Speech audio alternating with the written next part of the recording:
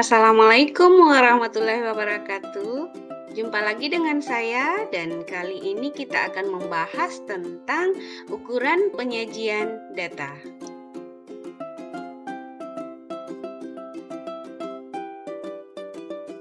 Nah, ukuran penyajian data itu sendiri adalah suatu bentuk penataan data statistik agar data statistik lebih mudah dipandang dan mudah dipahami oleh pengguna data. Tujuannya adalah agar data statistik mudah dimengerti, mudah dianalisis, sehingga proses pengambilan kesimpulan dan keputusan berdasarkan data menjadi lebih akurat. Penyajian data statistik itu biasanya terdiri dari dua bentuk, yaitu yang pertama penyajian dalam bentuk tabel dan yang kedua penyajian dalam bentuk grafik. Nah, penyajian dalam bentuk tabel itu biasanya menyajikan data dalam bentuk kolom dan baris. Nah, sementara penyajian dalam bentuk grafik yaitu menyajikan data dalam bentuk gambar visual. Untuk penyajian data dalam bentuk tabel, biasanya komponen-komponen yang biasanya harus ada dalam tabel adalah judul tabel, judul kolom, judul baris, serta sel-sel tabel dalam bentuk data. Nah, ini adalah bentuk contoh tabel satu arah. Tabel satu arah adalah tabel yang berisi satu karakteristik saja. Contohnya seperti ini, Kepulauan Seribu dengan sekolah 22, Jakarta Selatan dengan sekolah 828 dan seterusnya ke bawah, sehingga jumlahnya untuk jumlah sekolah yang ada pada tabel itu jumlah keseluruhannya 3.963.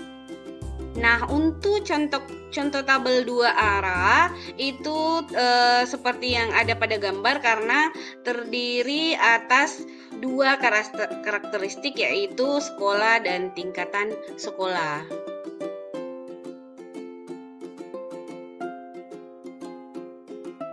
Oke, kita lanjut ke tabel kontingensi yang merupakan tabel baris kolom yang memiliki karakteristik sendiri, yaitu penyajian data dengan dua faktor atau dua variabel. Setiap variabelnya terdiri dari beberapa kategori, biasanya dalam bentuk baris, kolom, dan total. Nah, data yang terdiri dari dua variabel dengan variabel yang satu terdiri dari BB kategori dan yang lainnya terdiri atas KK kategori, sehingga dapat dibuat tabel kontingensi berukuran B times KB kali K dengan BB menyatakan baris dan KK menyatakan kolom. Nah, yang tampil di layar ini adalah contoh tabel kontingensi.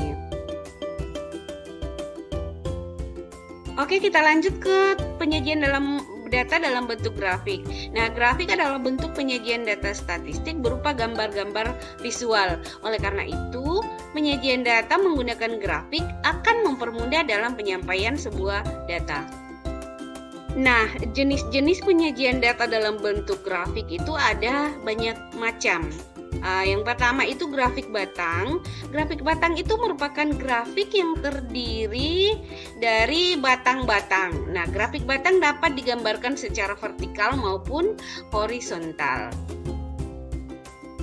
Nah, yang nampak di layar ini adalah salah satu contoh grafik batang.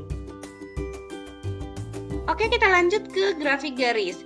Grafik garis adalah grafik yang posisi titik-titiknya dihubungkan dengan garis-garis saja. Grafik garis dibuat dengan dua sumbu XX yang menunjukkan bilangan bersifat tetap, seperti tahun, ukuran, dan lainnya. Sementara pada sumbu YY ditempatkan bilangan yang sifatnya dapat berubah-ubah seperti jumlah, harga, dan lainnya. Nah, yang nampak di layar itu adalah salah satu contoh grafik garis. Berikutnya grafik lingkaran. Nah, grafik lingkaran merupakan sebuah grafik yang berbentuk lingkaran yang dibagi-bagi menjadi beberapa irisan. Umumnya digunakan untuk menyajikan data dalam bentuk presentase. Yang nampak di layar adalah contoh grafik garis di mana jumlah sekolah di bawah Kementerian Pendidikan dan Kebudayaan di Provinsi DKI Jakarta pada tahun 2019 sampai 2020 semester ganjil. Oke, kita lanjut ke histogram dan poligon frekuensi. Nah, histogram itu adalah suatu dasar distribusi frekuensi yang disajikan dalam bentuk grafik yang dibangun oleh persegi panjang dengan lebar yang sama dan berimpit. Dari sebuah histogram, kita dapat membuat poligon frekuensi yang merupakan garis patah-patah yang menghubungkan setiap titik tengah atas persegi panjang histogram. Nah, pada layar itu nampak contoh histogram dan poligon dari tabel distribusi frekuensi nilai ujian mahasiswa. Berdasarkan tabel yang tadi, maka terbentuklah histogram yang seperti nampak pada layar.